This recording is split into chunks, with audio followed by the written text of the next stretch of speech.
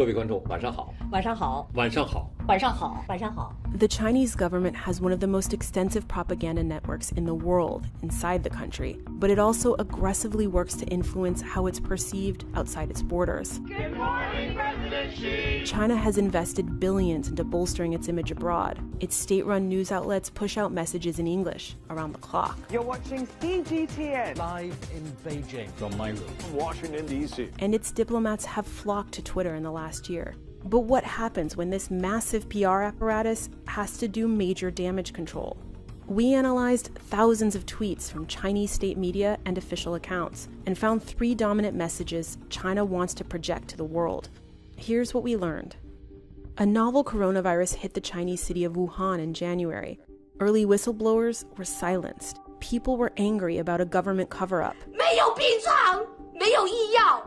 CCTV 讲的那个新闻全部都是假的。 But in the majority of tweets we analyzed, state-owned publications pushed a much more optimistic view, promoting what they said was an effective response. They are sharing videos like this. 说这个方舱医院接收病患以来啊，不仅看病不花钱，吃饭不花钱，还有人组织跳广场舞。 The Chinese Communist Party refers to this as positive energy, only focusing on the bright side of an issue.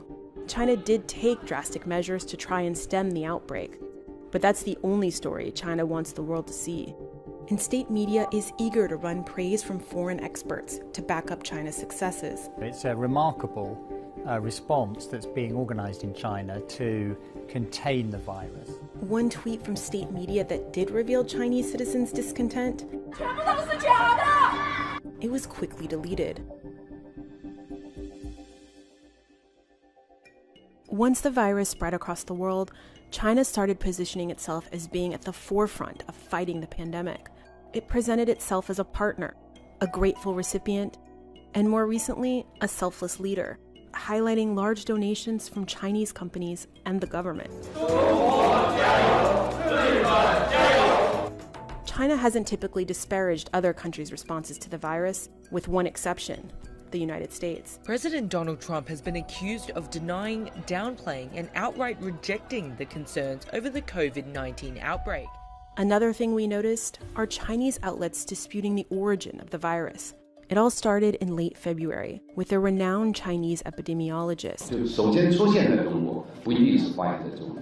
Around the same time, the CDC reported the first case in the United States with an unknown origin. A screenshot of the announcement, incorrectly translated in Chinese, began to trend online and was untouched by Chinese government censors.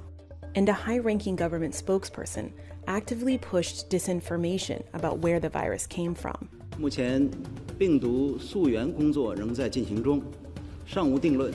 A government giving an optimistic spin to bad news is not unique. We want to go big, go solid. The country is very strong. We've never been so strong. But the scale of the Chinese propaganda machine is.